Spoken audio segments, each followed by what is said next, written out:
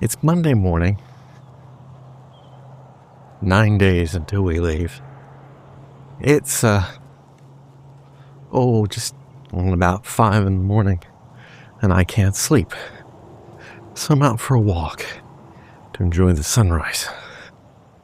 So let's talk about AI.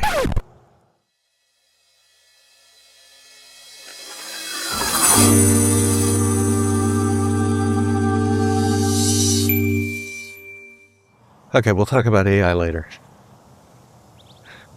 Why am I up at 5 in the morning? I've been up since 3:30. Just one thing after another. I told you I've been under stress. And, sure. And we've been knocking the things out one at a time and getting closer and closer to just the last few issues. Getting it all packed into something to get it to the airport and saying goodbye to the kids. But it's been a steady stream of just little things that keep adding on. And I don't need to enumerate all of them. But I'll give you an example of one. Stress, right? I grind. And, I don't know, 15, 20 years ago, I was waking up with headaches every morning. And doctors and neurologists. And it turns out I grind my teeth. And I was grinding so hard that I was not just occasionally cracking a tooth, but I was also giving myself headaches. So I started wearing a night guard. And I've had to wear night guards on and off for years. And then I've gone long periods of time without. Right now, I'm in a I must wear a night guard phase, and I don't think all this stress is helping. In fact, I'm sure it isn't. So last night, I got to put my night guard in, and I discover that it's got a little crack in it, and it's not just a visible crack. It's an actual crack, because the plastic sometimes gets these little fracture marks in them, but this one actually it's separating. My night guard, which has served me well for many years, is not long for this world.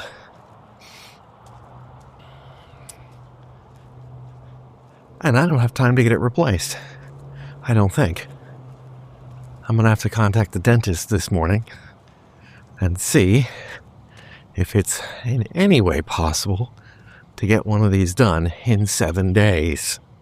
I mean, reliably, I can't have them do the night guard and go, oops, sorry, we missed our deadline. Right? Oh, let's go this way. Then you can see the sunrise behind me. Anyway, they can't miss that deadline. I gotta have it. And yes, I can get one done in Taiwan, and yes, it would probably be cheaper. But we got an awful lot to do in our first week in Taiwan. We're 2 weeks at most. And finding a dentist, getting it done, and we have no idea what it's going to cost.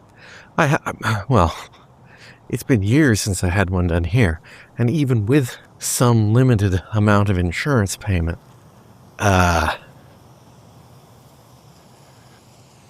it cost over $400 last time. So this is an expense I don't need right now. And stress that they can get it done in time, and stress causes grinding, and grinding makes me grind harder and breaks down my night guard faster. Yeah, it's not good. Just one thing after another. Sure is a nice morning, though.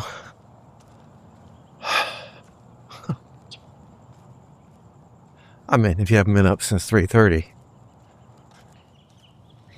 Okay, so AI, controversial topic. I think I just wanted it in the teaser. I don't really have much to say. So I understand that this raises a lot of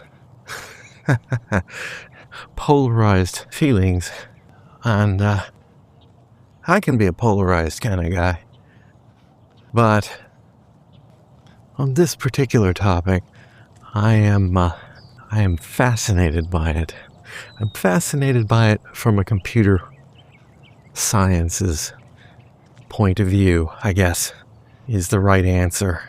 I've always been fascinated by computers and how they work, and this particular development, for all its social ills and questionable business practices, which I'm not sure I agree all of them are questionable, but certainly some of them are, fascinates me.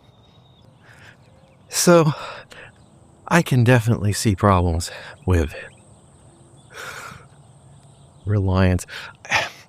Let's take a step back, because I like to take a step back. Here's the thing.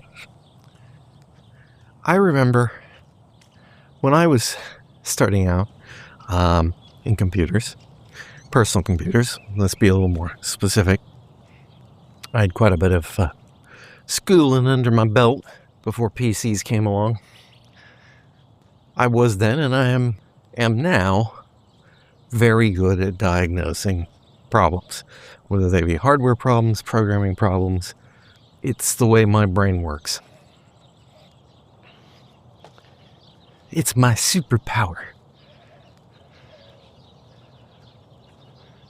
And you have to keep all that in your head, right? You have to remember all the things that you have to think about and do and to make the job work. And, stupid stuff. One time I applied for a job, which I didn't get, for tech support guy. And, the interview questions were like, all right, so a customer calls you and the printer's not working. What do you do? And I, rattled off make sure it's turned on, make sure it's plugged in, make sure it's connected to the computer, et cetera, et cetera.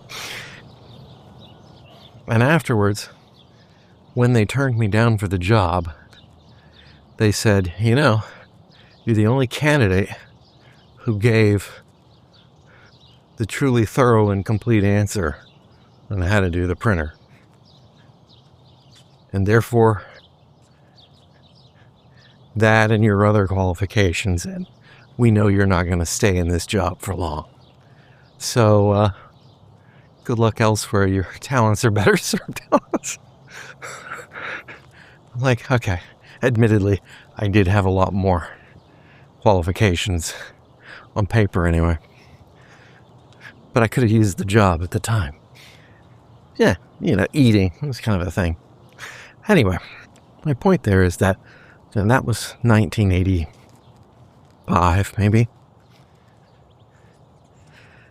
Step forward years later, and I'm in charge of IT operations, and all operations, whether it's managing the programmers, managing the tech support staff, and, small shop, doing a lot of that myself. And the best of my tech people, and myself included, had really good Google Foo. You have a problem, you know how to phrase the problem. You put the problem into Google, and it coughs up perhaps a Reddit post or perhaps a diagnostic page, when Google was good. But the point is, I'm not keeping it in my head anymore. And when you're not keeping it in your head, it's a different skill set. It's not the skill set of walking through what you know. It's the skill set of how do you frame the question to get the best results. And arguably, I've lost something. I've lost part of the diagnostic ability because I've shifted that responsibility to the computer. I'm aware of it, but we were more effective using it. Calling on the hive mind was more effective. And it always amazed me that, everybody couldn't do it. I mean, yes, I understand the problem, and so there's a certain advantage, but, the end users never thought of looking it up themselves. They always call for help. They tell you over the phone, you look it up, give them something to try, come off like a miracle worker. But there's that pitfall of it. You're not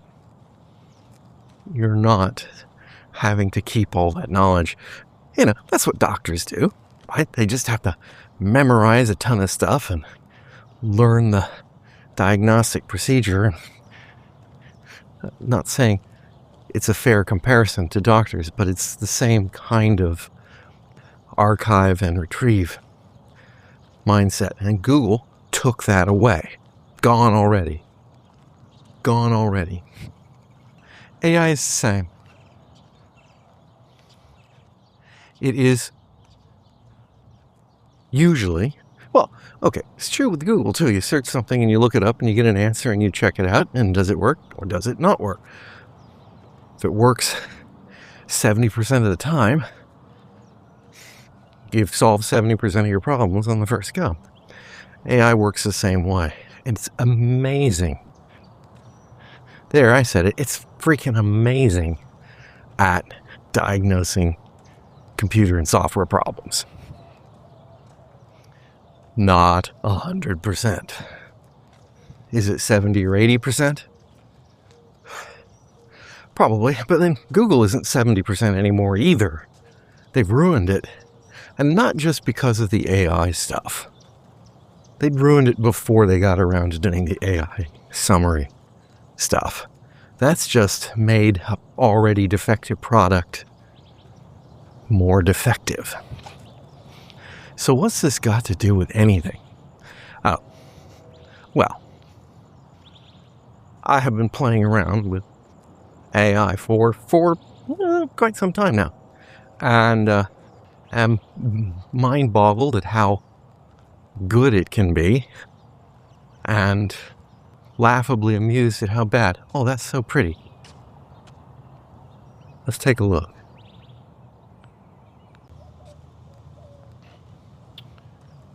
The sun's beneath the clouds now, and it's gorgeous. Hope the camera does it justice this morning. Our sunrises and sunsets in Arizona can be amazing. I will miss them. Anyhow, I have been experimenting with Claude Cowork in a limited fashion. So I don't trust it. I'm not connecting it to my email, and I'm not connecting it to my online services. It's like, no way, no freaking how is that happening. But I'm more than happy to give it a folder on my hard drive and let it work in there on stuff that I can control what's in and out of it and how important the material is.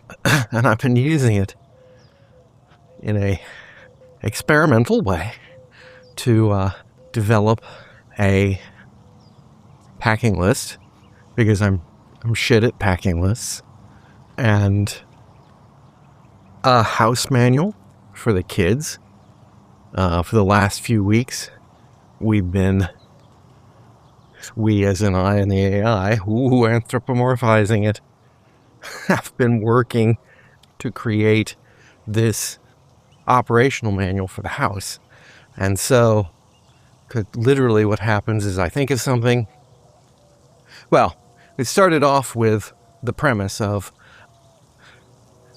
sure, my kids have lived in this house their entire lives, but I don't think they know where the circuit breaker is, and I don't think they know how to use one. It could be wrong.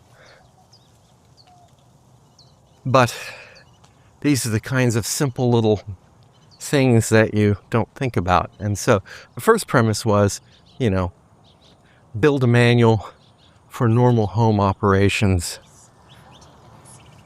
And then we'll go from there.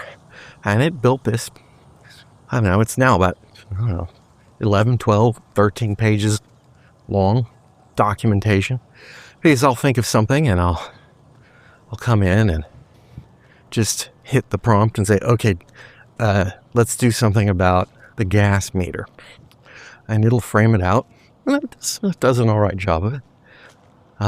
It's smart enough to go out and do things like, if you tell it who your gas company is, it's smart enough to go out, troll their web pages, get their emergency numbers, their procedures for what to do in a case of a gas leak, and pull them in from the utility. And that's really handy. Sometimes I have to verify things, like I had to document the circuit breakers on the panels and the fuse box. Yeah, I've got both. And we've been putting together this comprehensive manual. Does it cover everything? I don't know.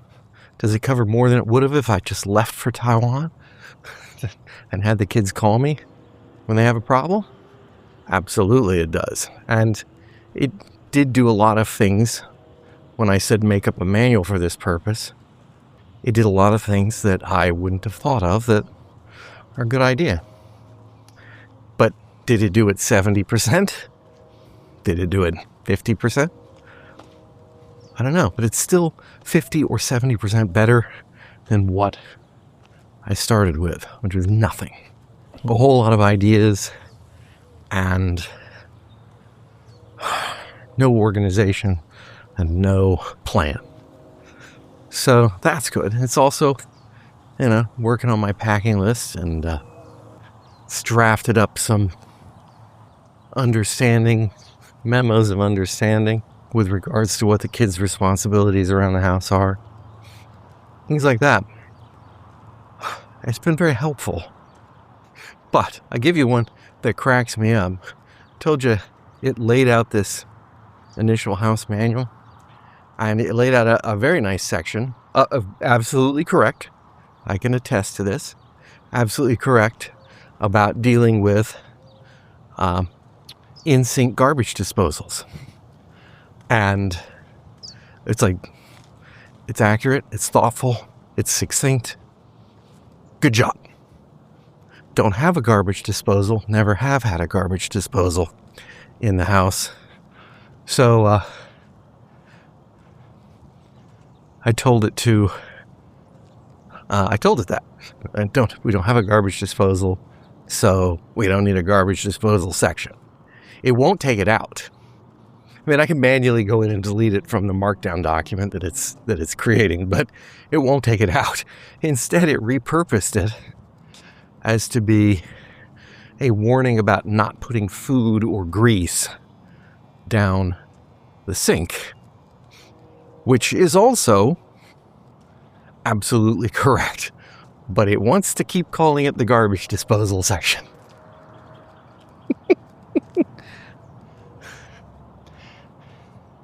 And I find that amusing.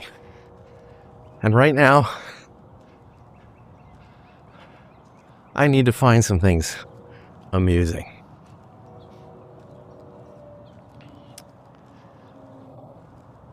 Yeah.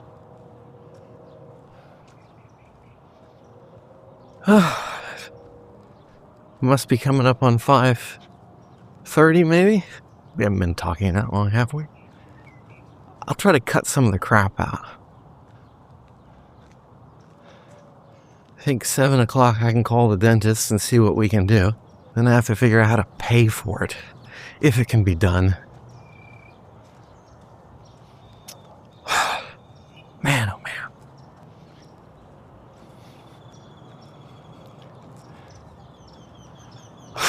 Talk to you later.